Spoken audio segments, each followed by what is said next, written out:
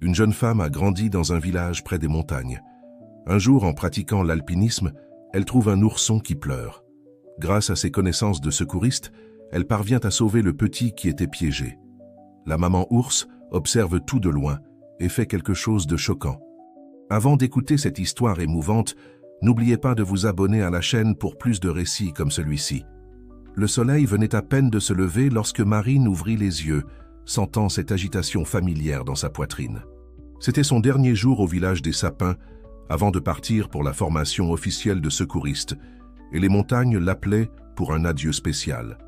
À travers la fenêtre de sa chambre, elle pouvait voir le mont Aigle se dresser majestueusement contre le ciel rosé de l'aube, ses pentes couvertes d'une brume légère qui promettait une journée parfaite pour l'escalade. À 23 ans, Marine portait dans son ADN l'amour des hauteurs. Fille de René, le chef des secouristes locaux, et d'Hélène, la seule médecin du village, elle avait grandi en observant ses parents consacrer leur vie à sauver celle des autres. Les montagnes étaient son terrain de jeu depuis qu'elle avait appris à marcher. Et chaque sentier, chaque rocher, chaque grotte des environs gardait un souvenir spécial de son enfance. Tout en préparant son sac à dos avec l'équipement d'escalade, Marine sourit en trouvant son vieux journal de bord, où elle enregistrait chaque conquête dans les montagnes depuis l'âge de 12 ans. En le feuilletant rapidement, elle trouva des notes sur ses premières escalades avec son père, les leçons de premiers secours avec sa mère et les innombrables couchers de soleil contemplés du sommet du mont Aigle. « Marine, le petit déjeuner est prêt !» La voix d'Hélène résonna dans la maison en bois. Dans la cuisine chaleureuse, ses parents étaient déjà assis à table. René dans son uniforme traditionnel de secouriste et Hélène en train d'organiser sa mallette médicale pour une nouvelle journée de travail. « Alors tu vas vraiment faire cette dernière ascension ?» demanda Hélène en servant une tasse de café à sa fille. Son ton de voix mêlait fierté et inquiétude maternelle. « J'ai besoin de dire au revoir comme il se doit », répondit Marine en mordant dans une tartine. « Le mont Aigle a été mon premier professeur d'alpinisme, après tout. » René sourit, ses yeux brillants de compréhension. « N'oublie pas le protocole de sécurité. Envoie ta position toutes les heures et... Papa, l'interrompit affectueusement Marine. J'ai pratiquement écrit le manuel de sécurité avec toi, tu te souviens? Le petit déjeuner se déroula entre rires et souvenirs, René racontant pour la 1000e fois l'histoire de Marine qui, à 5 ans, avait déclaré qu'elle serait sauveuse de montagne quand elle serait grande. La matinée avançait, et le soleil était déjà haut lorsque Marine termina enfin ses préparatifs. Sur le porche de la maison, elle serra fort ses parents dans ses bras.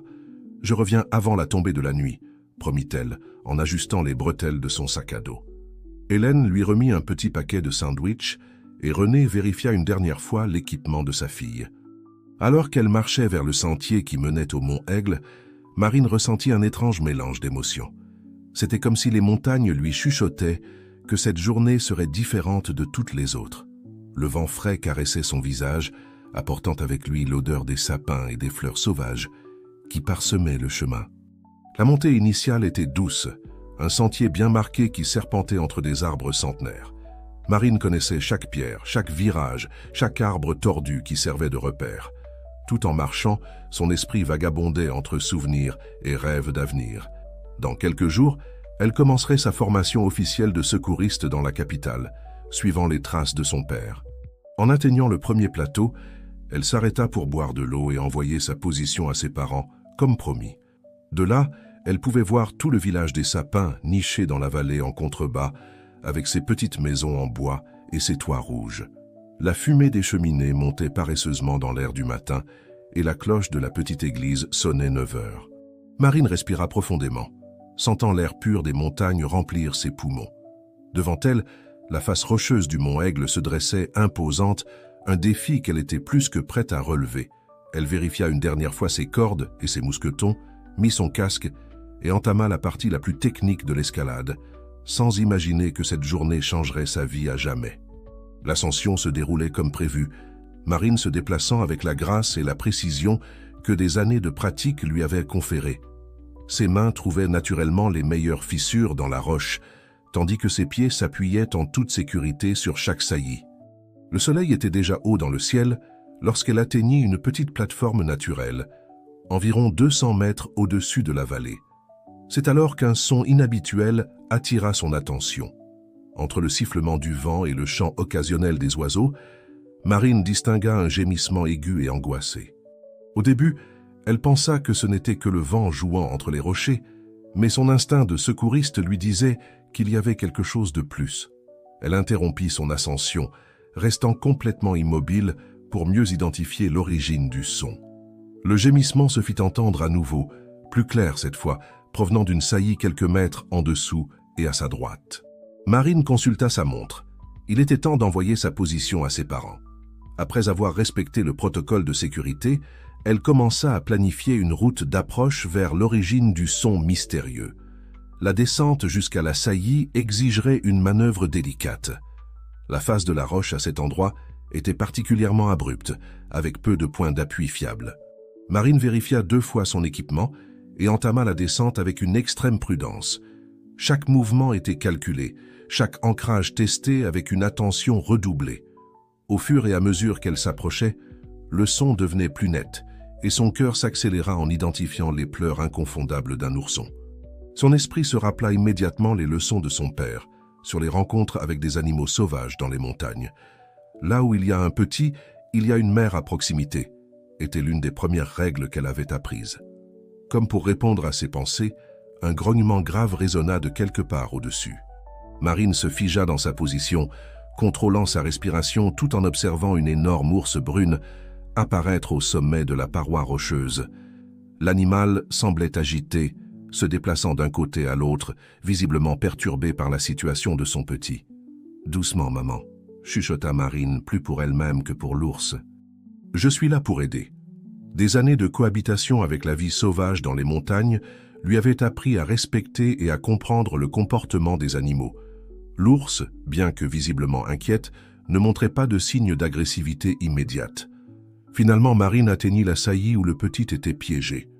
C'était un petit ours au pelage brun, pas plus grand qu'un chien de taille moyenne. Sa patte arrière était fermement coincée entre 2 rochers, et de petites taches de sang indiquaient que l'animal s'était blessé dans ses tentatives pour se libérer.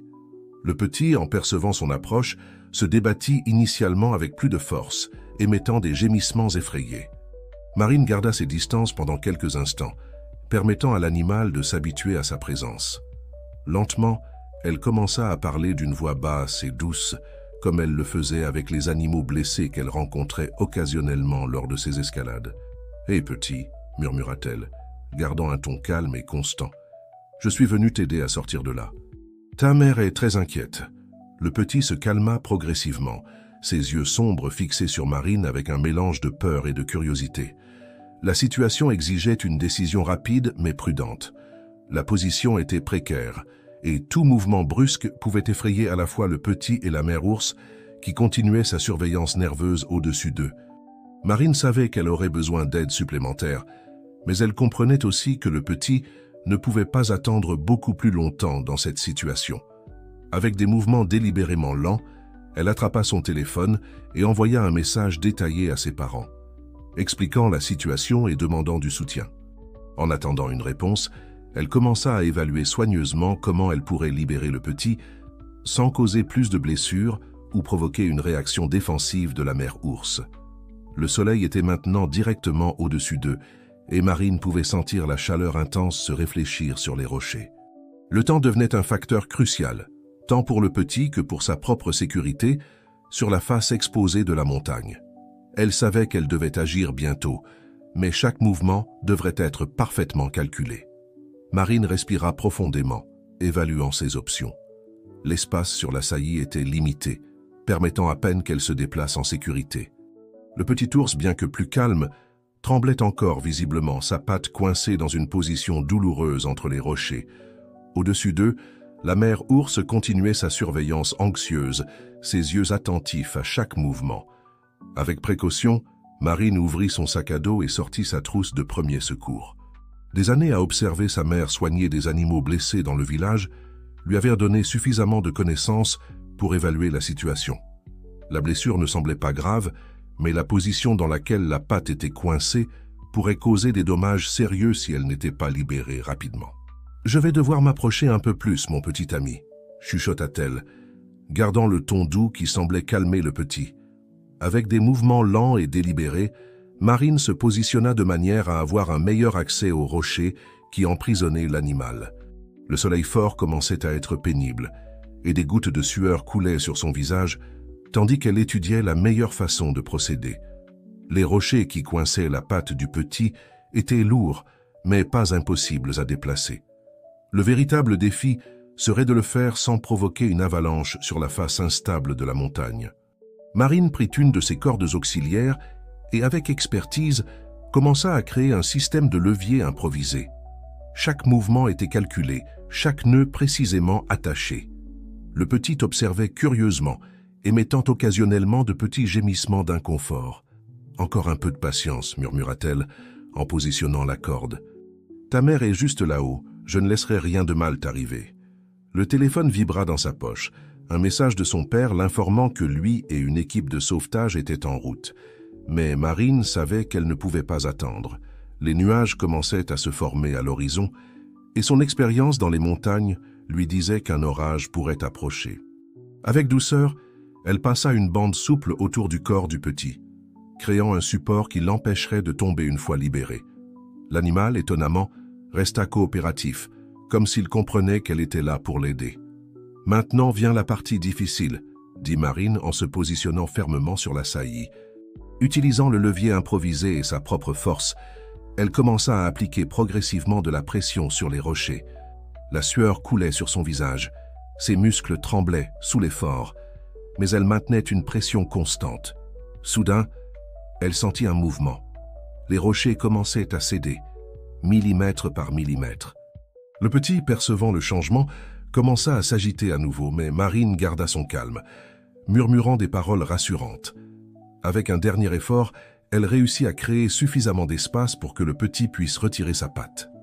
Le petit ours, toujours retenu par le support improvisé, la regarda avec ce qui semblait être un mélange de soulagement et de gratitude. Marine examina rapidement la patte blessée. Il y avait quelques coupures superficielles, mais rien qui ne semblait grave.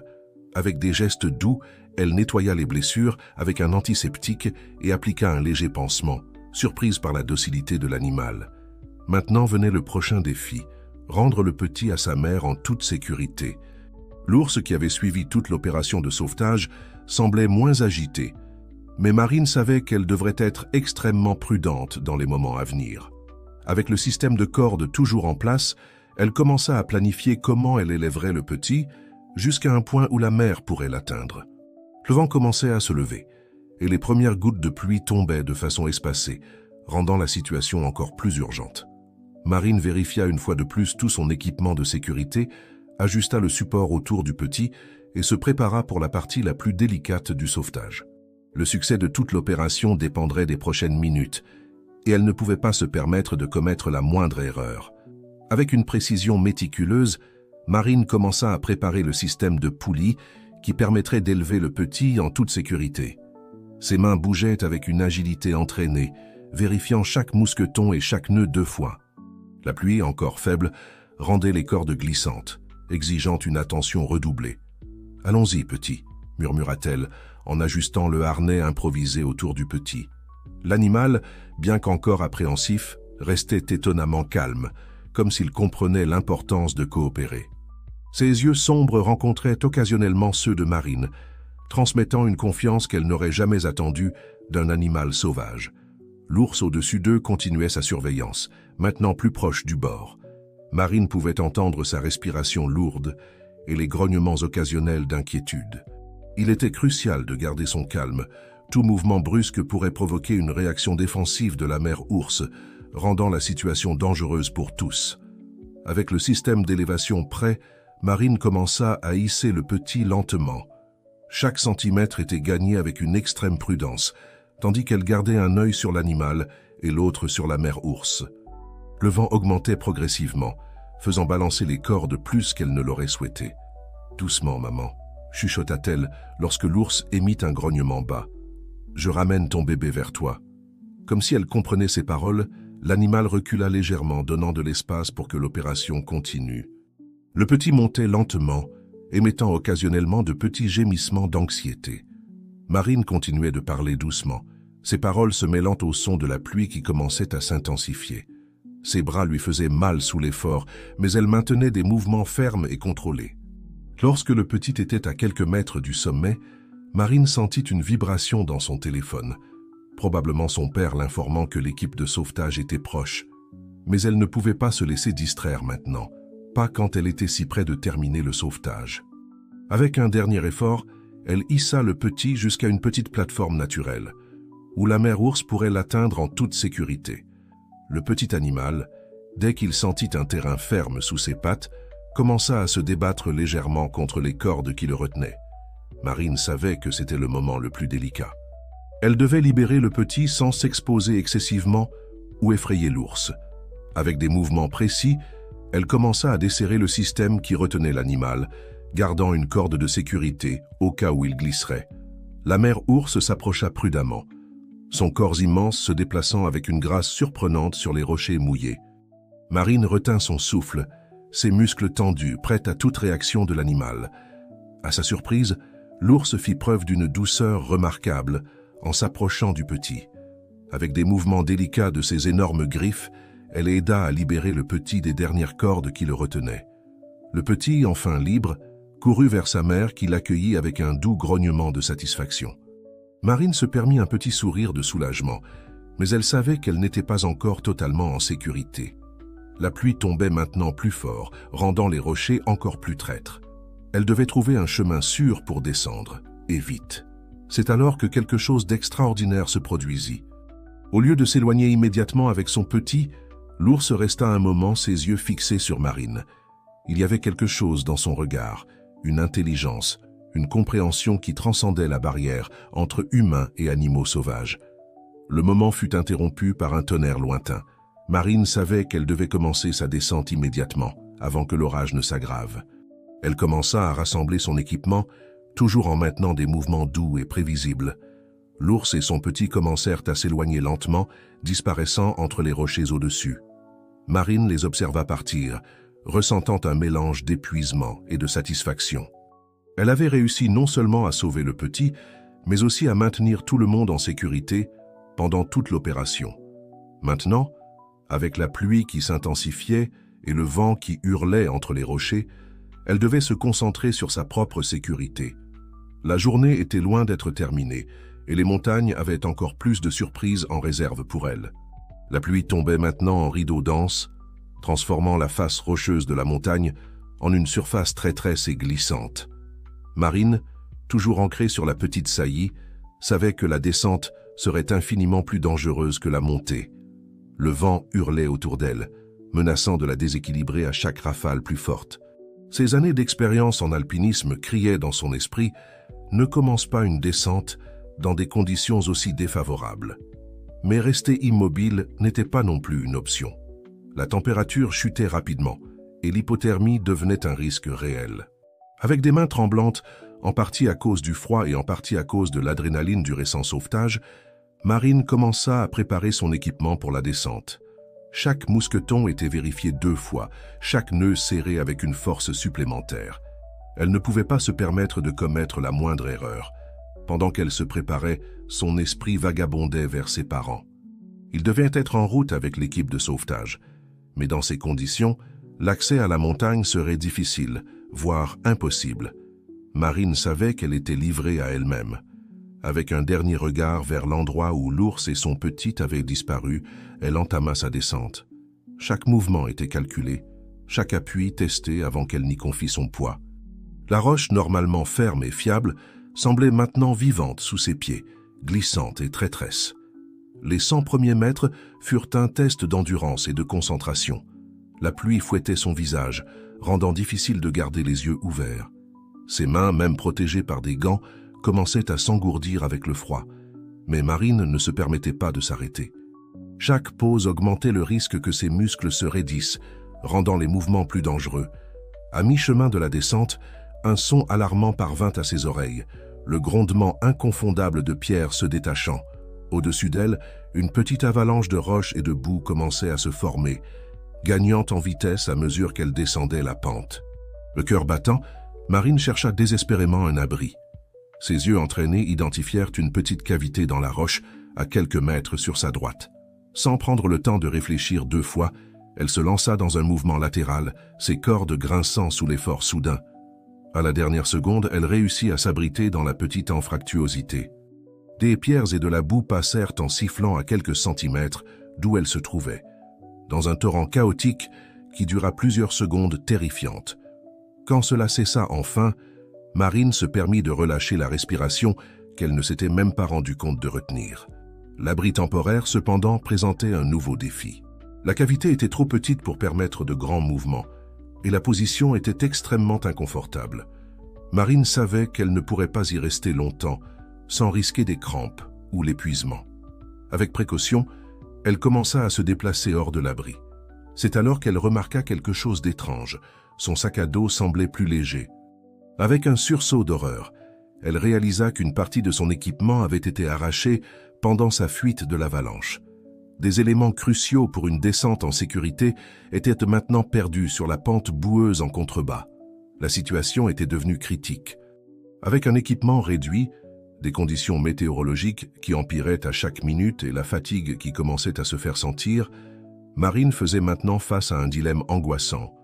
Continuer la descente avec des ressources limitées ou essayer de trouver un endroit sûr pour attendre les secours, au risque de l'hypothermie. Fermant les yeux un instant, Marine chercha dans ses souvenirs toutes les leçons de son père sur les situations d'urgence en montagne. Garde ton calme, évalue tes ressources, prends des décisions basées sur les faits, pas sur la peur. Sa voix résonnait dans son esprit. Ouvrant les yeux, elle observa la pente en dessous. La pluie avait légèrement diminué, offrant une visibilité un peu meilleure. Avec une détermination renouvelée, Marine commença à planifier son prochain mouvement. La montagne avait lancé son défi, et elle était déterminée à le relever. La pluie fine et persistante continuait de tomber, transformant la roche en une surface traîtresse. Marine, les muscles douloureux et les mains tremblantes, évaluait méticuleusement chaque mouvement.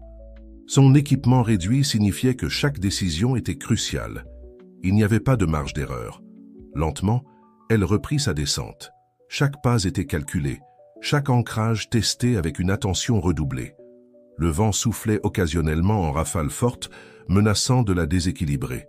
Marine restait ferme, sa détermination grandissant à chaque obstacle surmonté.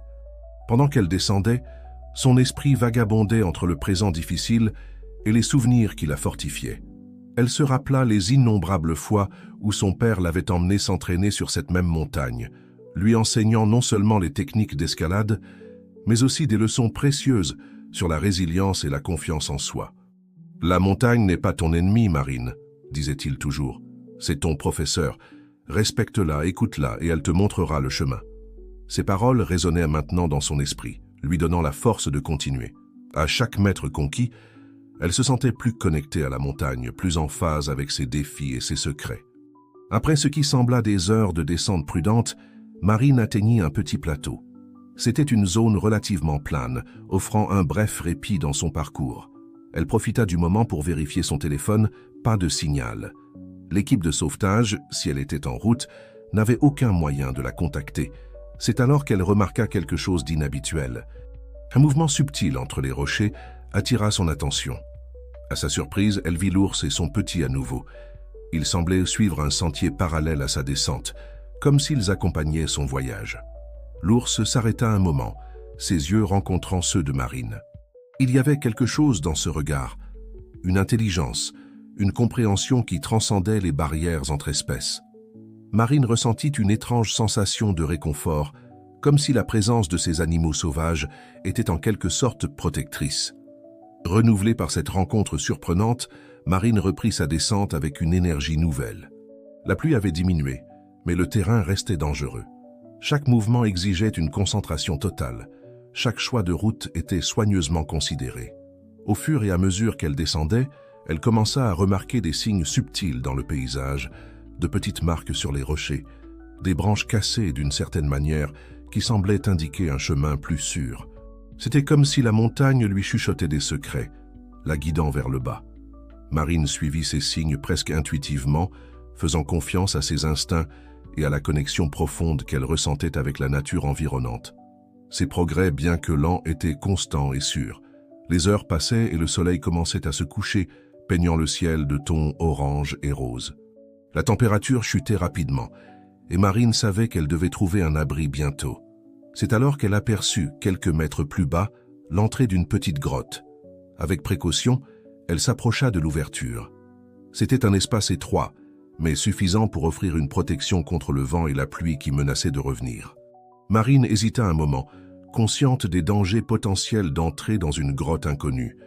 Mais le froid croissant et l'épuisement qu'elle ressentait ne laissaient que peu d'alternatives. Lentement, elle entra dans la grotte, sa lampe frontale illuminant les parois rocheuses. À sa surprise, l'intérieur était étonnamment sec et accueillant. Il y avait même quelques branches sèches éparpillées sur le sol, parfaites pour faire un petit feu. Tandis qu'elle s'installait, se préparant à passer la nuit, Marine réfléchit aux événements de la journée. Le sauvetage du petit ours, la descente périlleuse, les rencontres mystérieuses, tout semblait faire partie d'un plan plus grand, une leçon que la montagne voulait lui enseigner. Dehors, la nuit tombait sur les montagnes. Marine alluma un petit feu, sa chaleur réconfortante repoussant le froid et les ombres. Tandis que les flammes dansaient, elle réalisa que ce voyage était loin d'être terminé. La montagne avait encore plus à révéler, et elle était prête pour ce qui allait suivre. Le crépitement doux du feu remplissait la petite grotte, projetant des ombres dansantes sur les parois rocheuses.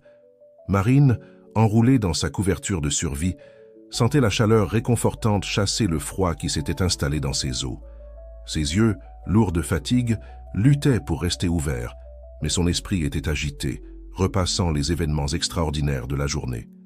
Le silence de la nuit fut brisé par un son familier, le hurlement lointain d'un loup.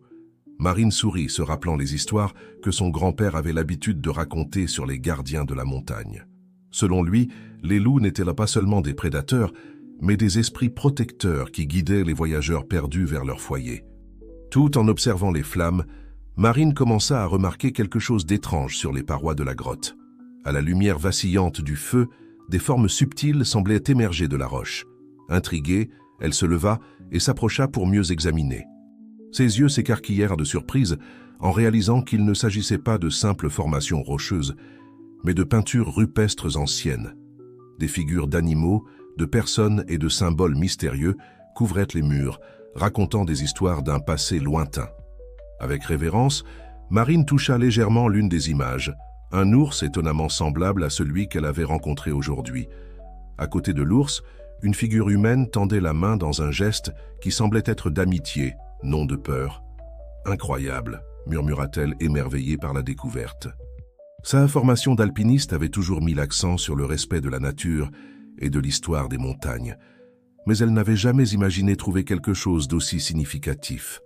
En examinant les peintures, une narration commença à se former. Les images semblaient raconter l'histoire d'une ancienne connexion entre humains et animaux, un partenariat oublié par le temps. Ours, loup, aigle, tous représentés non comme des menaces mais comme des alliés. Une peinture en particulier attira son attention. Elle montrait une figure humaine au sommet d'une montagne, entourée d'animaux. Au-dessus d'elle, des symboles qui ressemblaient à des étoiles ou des lumières brillantes. Marine sentit un frisson parcourir son échine. La scène était étrangement familière, comme si c'était un écho de son propre voyage.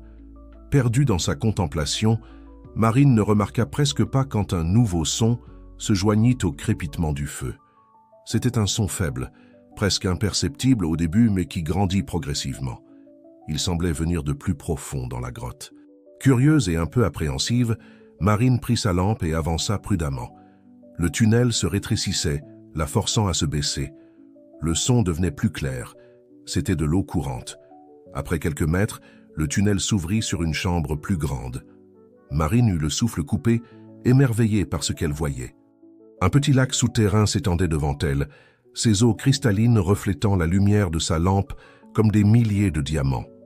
Au centre du lac, une colonne de roche s'élevait, couverte de cristaux qui brillaient d'une lumière propre, douce et éthérée. C'était une vision à couper le souffle, comme si elle avait découvert un sanctuaire secret de la montagne elle-même. Marine s'approcha du bord du lac, fascinée. Les eaux étaient si claires qu'elle pouvait voir le fond rocheux, couvert de plus de cristaux. Quelque chose dans cette scène la fit se sentir profondément connectée non seulement à la montagne, mais à quelque chose de plus grand, plus ancien et mystérieux. C'est alors qu'elle remarqua quelque chose qui bougeait dans l'eau. Au début, elle pensa que c'était juste un reflet, mais elle réalisa bientôt que c'était réel. Des formes indistinctes nageaient dans les profondeurs, comme des ombres de créatures depuis longtemps oubliées. Un sentiment de révérence et d'admiration s'empara de Marine. Elle comprit qu'elle avait été guidée jusqu'ici, que toute sa journée, le sauvetage de l'ours, la descente périlleuse, les rencontres mystérieuses, avaient fait partie d'un voyage plus grand. S'asseyant au bord du lac, Marine ferma les yeux, se laissant envelopper par l'énergie du lieu. Elle avait l'impression que la montagne lui parlait, partageant des secrets anciens, la préparant à quelque chose d'important. Quand elle rouvrit les yeux, elle remarqua que la lumière des cristaux avait changé, pulsant doucement dans un rythme qui rappelait un battement de cœur. C'était comme si le cœur de la montagne se révélait à elle. Marine savait que cette découverte était plus qu'une coïncidence. C'était un appel, un éveil à quelque chose de plus grand qu'elle ne comprenait pas encore totalement. Le cœur rempli d'émotions et l'esprit plein de questions, elle se prépara à ce qui allait suivre, sentant que son véritable voyage ne faisait que commencer. L'aube trouva Marine assise au bord du lac souterrain, ses yeux reflétant la douce lueur des cristaux. Elle avait à peine dormi, absorbée par l'ampleur de sa découverte et les réflexions que cela avait déclenchées. Les heures avaient passé comme des minutes, tandis qu'elle contemplait la signification de tout ce qu'elle avait vécu. Avec le premier rayon de soleil pénétrant par l'entrée de la grotte, Marine sut qu'il était temps de retourner.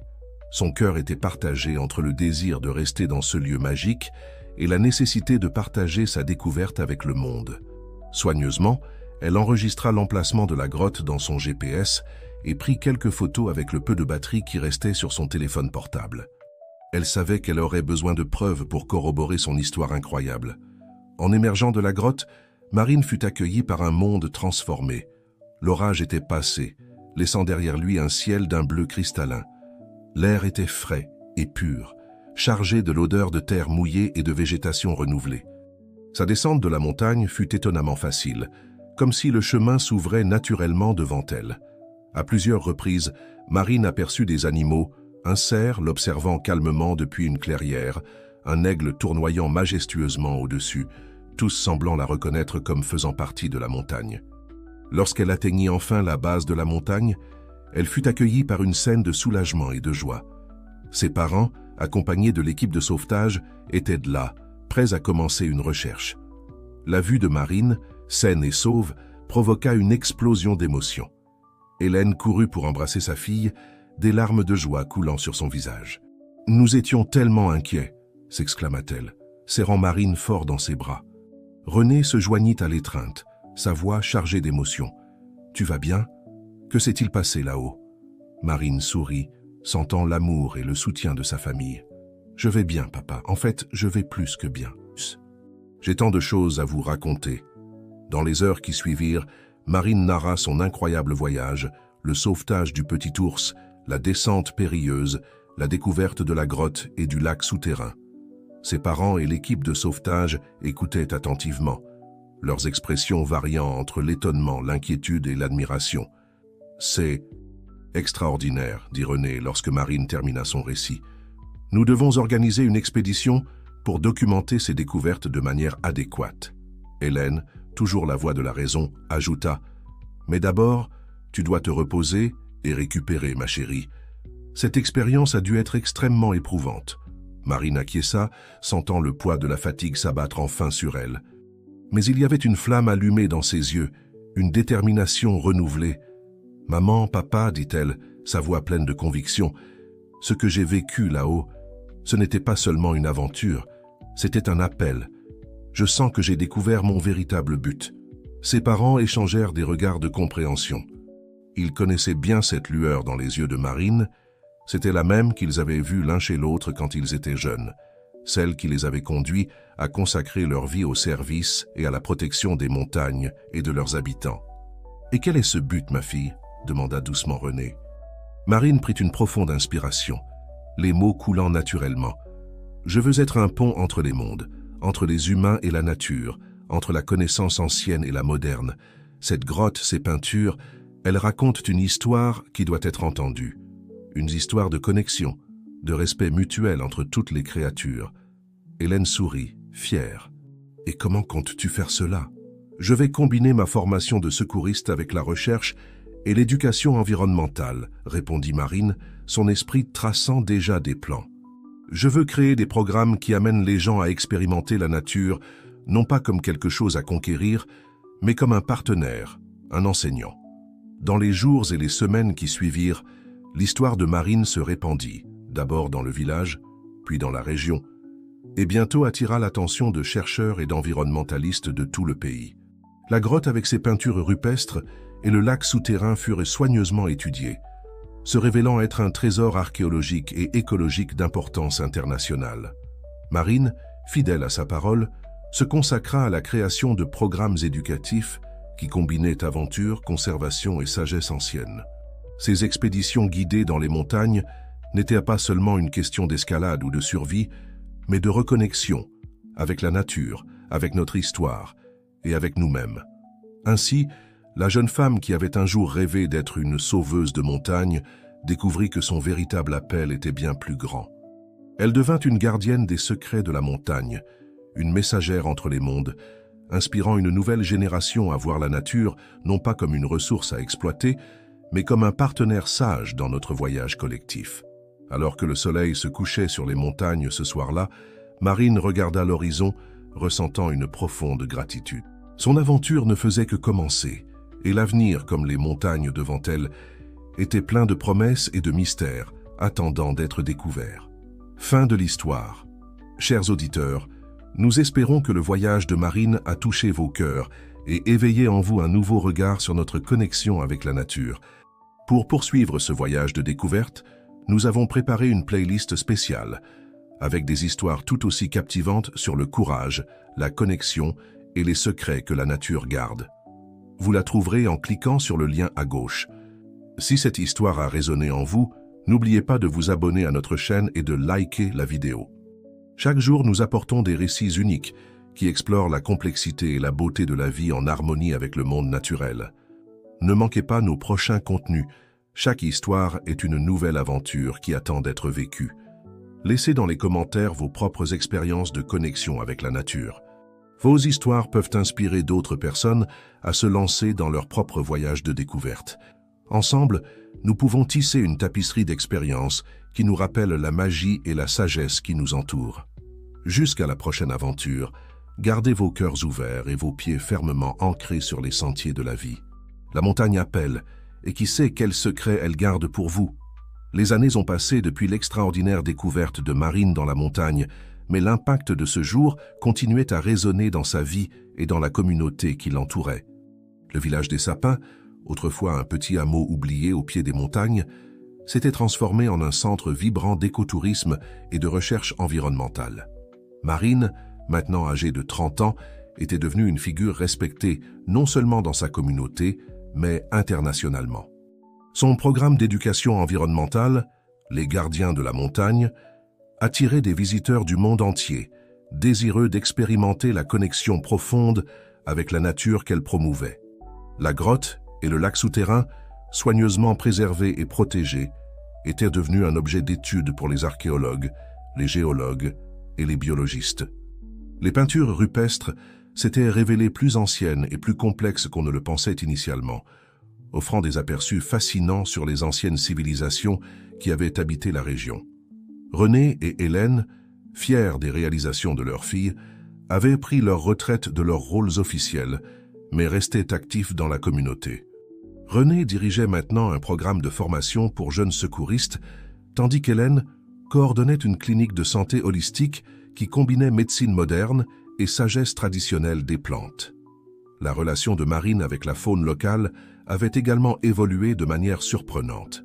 Le petit ours qu'elle avait sauvé des années auparavant, maintenant un imposant animal adulte, était souvent aperçu aux alentours du village, comme s'il maintenait une veille protectrice. Les habitants locaux l'avaient affectueusement surnommé le gardien, et sa présence était considérée comme un signe de bonne fortune. Les expéditions guidées par Marine n'étaient pas de simples randonnées dans la nature. C'étaient des voyages de découverte de soi et de reconnexion. Elle emmenait de petits groupes à des points stratégiques de la montagne, où elle organisait des méditations et des rituels, inspirés des anciennes traditions, représentées dans les peintures rupestres. De nombreux participants rapportaient des expériences profondes de guérison et de transformation personnelle. La renommée du programme de Marine attira l'attention de scientifiques et de chercheurs dans le domaine émergent de l'éco-psychologie. Des études préliminaires indiquaient que les participants à ces expéditions présentaient des améliorations significatives de leur santé mentale, une réduction du stress et une augmentation de l'empathie et de la conscience environnementale. Cependant, tout n'était pas rose. L'intérêt croissant pour la région apportait des défis. Marine et la communauté locale luttaient constamment contre les pressions du développement excessif et de l'exploitation commerciale. Maintenir l'équilibre entre le partage des connaissances et la préservation du sanctuaire naturel était devenu un combat constant. De plus, Marine faisait face à des sceptiques et des détracteurs qui remettaient en question la validité scientifique de ses approches et l'authenticité de ses expériences. Elle avait appris à naviguer dans ces eaux troubles avec grâce et sagesse, cherchant toujours le dialogue et la compréhension mutuelle.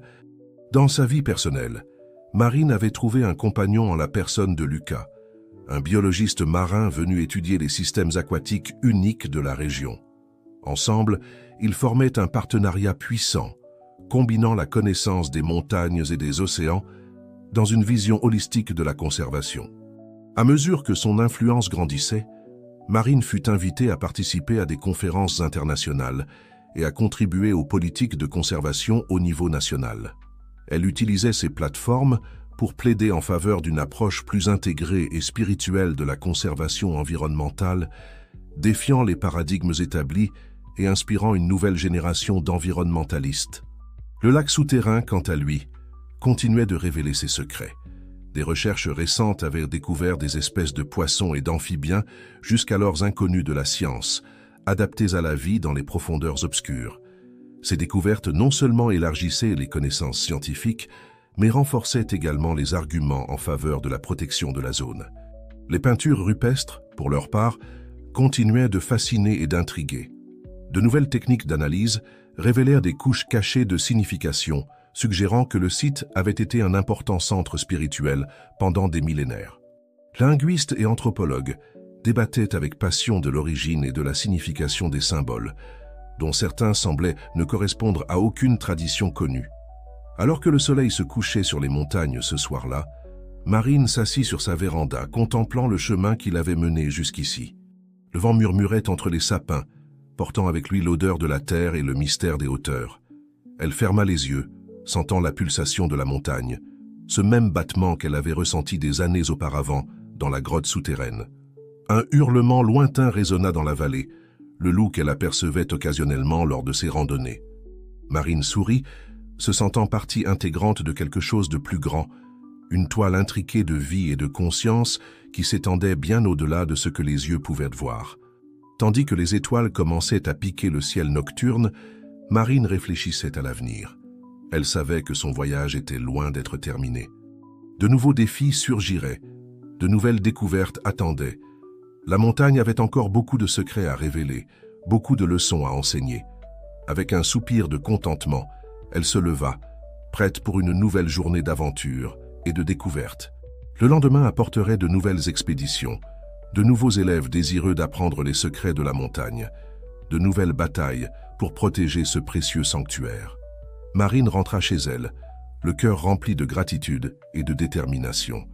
Dehors, la montagne demeurait silencieuse et majestueuse, gardienne de mystères anciens et de promesses futures.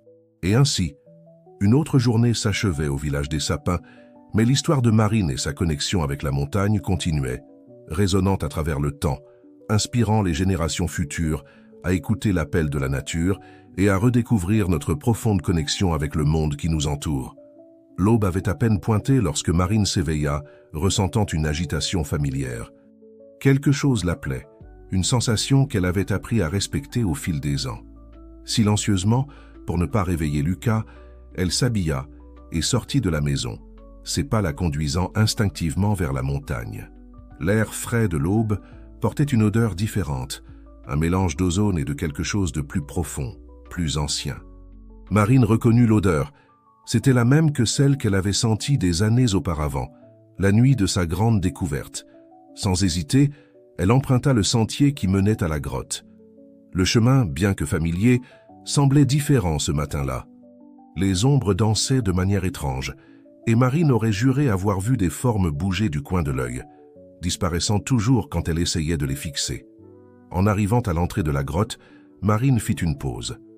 L'air qui sortait de l'ouverture était plus chaud que d'habitude, chargé d'humidité et de cette odeur mystérieuse. Allumant sa lampe frontale, elle s'engagea dans le tunnel, le cœur battant d'un mélange d'excitation et d'appréhension. Le chemin jusqu'au lac souterrain semblait plus court qu'elle ne s'en souvenait. Lorsqu'elle émergea enfin dans la chambre principale, Marine eut le souffle coupé. Le lac, habituellement calme et cristallin, était agité. Des ondulations parcouraient sa surface, comme si quelque chose de grand se déplaçait dans les profondeurs.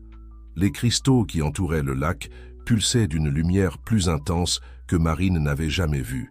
Le rythme de leur pulsation avait changé, devenant plus rapide, plus urgent. C'était comme si tout l'environnement était vivant, respirant, attendant. Marine s'approcha du bord du lac, ses yeux tentant de pénétrer les eaux agitées. C'est alors qu'elle vit une forme massive se déplaçant dans les profondeurs. Ce n'était pas un poisson, ni aucune créature qu'elle pouvait identifier. C'était quelque chose d'ancien. Soudain, la surface du lac se brisa. Une colonne d'eau s'éleva, et en émergea une créature que Marine ne pouvait décrire que comme ancestrale. Elle avait la forme d'un serpent géant, mais sa peau brillait de motifs complexes qui rappelaient les peintures rupestres sur les murs de la grotte. La créature fixa ses yeux sur Marine, des yeux anciens, sages, qui semblèrent de contenir la connaissance des âges. Il n'y avait pas de peur dans le cœur de Marine, seulement un sentiment de révérence et de reconnaissance. Une voix résonna dans l'esprit de Marine, non pas en mots, mais en sensations et en images. La créature, le gardien des profondeurs, comme Marine l'avait instinctivement nommé, communiquait. Des images inondèrent l'esprit de Marine. Des glaciers reculant, des forêts grandissant et diminuant, des civilisations s'élevant et s'effondrant. Elle vit l'histoire de la montagne, de la région, de la planète elle-même, se dérouler devant ses yeux mentaux. Le gardien montra à Marine un avenir d'harmonie entre les humains et la nature, où la sagesse ancienne et les connaissances modernes fusionnaient, mais il montra aussi les dangers, la destruction qui attendait si l'humanité continuait sur sa voie actuelle. Marine comprit alors que sa mission était plus grande qu'elle ne l'avait jamais imaginée. Elle n'était pas seulement une gardienne des secrets de la montagne, elle était un pont entre deux mondes, choisi pour aider à guider l'humanité vers un retour à l'équilibre avec la nature. Le gardien des profondeurs plongea de nouveau dans le lac, laissant Marine au bord de l'eau, l'esprit tourbillonnant de révélations. Elle savait que sa vie avait encore une fois changé, que de nouveaux défis et responsabilités l'attendaient. Lorsqu'elle quitta enfin la grotte, le soleil était haut dans le ciel. Marine descendit la montagne d'un pas déterminé, le cœur rempli de détermination. Elle savait qu'elle devrait partager son expérience, qu'elle devrait trouver un moyen de transmettre le message du gardien au monde. En arrivant chez elle, elle trouva Lucas qui l'attendait, inquiet. Leurs yeux se rencontrèrent, et sans avoir besoin de dire un mot, Lucas comprit. Il vit dans les yeux de Marine la même expression qu'elle avait eue des années auparavant lorsqu'elle était revenue de sa première grande découverte. « C'est arrivé à nouveau, n'est-ce pas ?» demanda-t-il doucement. Marine acquiesça, un sourire se formant sur ses lèvres. « Lucas, dit-elle, sa voix tremblant légèrement d'émotion, nous avons beaucoup de travail devant nous. » Alors que le couple entrait dans la maison, prêt à planifier les prochaines étapes, la montagne demeurait silencieuse en arrière-plan. Ses secrets, gardés pendant des millénaires, commençaient lentement à se révéler. Et Marine, une fois de plus, était au centre de cette grande révélation, prête à guider l'humanité vers un avenir d'harmonie et d'équilibre avec le monde naturel. Le vent murmura entre les sapins, portant la promesse du changement. Une nouvelle ère commençait et Marine était prête à montrer la voie. Les jours qui suivirent la révélation du gardien des profondeurs furent un tourbillon d'activités pour Marine et Lucas. L'urgence du message reçu les poussait à agir, mais les défiait également à trouver la bonne manière de partager cette expérience transcendantale avec le monde. Marine savait que simplement raconter ce qu'elle avait vu ne suffirait pas. Les gens avaient besoin de sentir, d'expérimenter la connexion profonde qu'elle avait vécue. Après beaucoup de réflexions et de discussions avec Lucas, elle décida qu'il était temps d'élargir son programme « Les Gardiens de la Montagne » d'une manière complètement nouvelle. Avec l'aide de Lucas et d'une équipe de scientifiques, d'environnementalistes et de leaders spirituels de diverses traditions, Marine commença à développer ce qu'ils appelèrent le projet Toile de vie. L'objectif était de créer une série d'expériences immersives qui permettraient aux gens de sentir de manière tangible leur connexion avec la nature et toute l'histoire de la planète. La première étape fut la création d'un centre de visiteurs révolutionnaire à la base de la montagne. Utilisant une technologie de pointe, ils créèrent des environnements de réalité virtuelle qui simulaient le voyage de Marine à travers la grotte et sa rencontre avec le gardien. Mais ce n'était que le début. Inspirée par les visions partagées par le gardien, Marine travailla avec des géologues et des paléontologues pour créer une ligne du temps vivante, un sentier qui menait les visiteurs à travers différents écosystèmes, chacun représentant une ère différente de l'histoire de la Terre. Les gens pouvaient littéralement marcher à travers le temps, sentir les changements climatiques, voir l'évolution de la vie et comprendre l'impact des actions humaines à une échelle globale. Le lac souterrain, désormais soigneusement protégé, devint le cœur d'un programme de recherche interdisciplinaire. Des biologistes étudiaient les espèces uniques qui habitaient ces eaux, tandis que des physiciens et des chimistes analysaient les propriétés inhabituelles des cristaux qui l'entouraient. Des anthropologues et des linguistes continuaient à déchiffrer les secrets des peintures rupestres, découvrant des connexions surprenantes avec d'autres cultures anciennes à travers le monde. Au fur et à mesure que le projet grandissait, Marine faisait face à de nouveaux défis.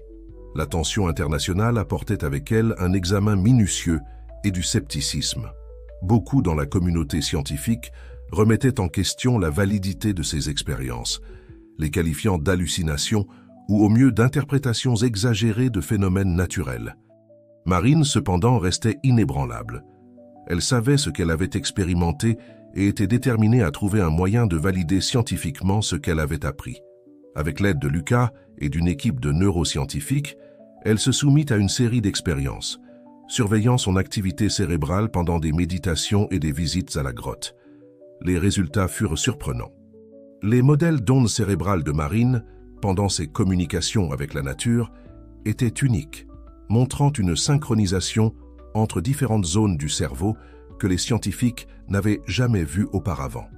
Cela ouvrit tout un nouveau domaine d'études sur la conscience et la connexion avec l'environnement naturel. Pendant ce temps, l'impact du projet Toile de vie commençait à se faire sentir au-delà des limites du village des Sapins. Les visiteurs revenaient de leurs expériences profondément transformées, avec une nouvelle compréhension de leur place dans le monde naturel. Beaucoup devenaient des militants écologistes, d'autres changeaient radicalement leur mode de vie pour réduire leur impact environnemental. Les gouvernements et les organisations internationales commencèrent à prendre note. Le modèle de conservation et d'éducation développé par Marine était étudié et adapté pour d'autres régions du monde. Le village des Sapins devint un épicentre d'innovation en matière de durabilité, attirant des chercheurs, des entrepreneurs et des visionnaires de tous les coins de la planète. Cependant, avec la croissance vint la responsabilité. Marine et Lucas travaillaient sans relâche pour s'assurer que le développement de la région restait durable et aligné avec les principes qu'ils avaient appris. Ils mirent en place des politiques de conservation rigoureuses et travaillèrent avec la communauté locale pour garantir que les bénéfices économiques étaient équitablement répartis. Alors que le soleil se couchait sur une autre journée bien remplie, Marine se retrouva à nouveau sur la véranda de sa maison, regardant la montagne qui avait changé sa vie. Le vent murmurait entre les arbres, apportant avec lui l'odeur des sapins et des promesses. Elle ferma les yeux, sentant la pulsation de la terre sous ses pieds, le même battement qu'elle avait ressenti dans la grotte. Un doux sourire se forma sur ses lèvres. Le chemin devant elle était encore long et plein de défis, mais elle savait qu'elle n'était pas seule. La montagne, le gardien, la nature elle-même, tous étaient ses alliés dans ce voyage pour reconnecter l'humanité avec le monde naturel.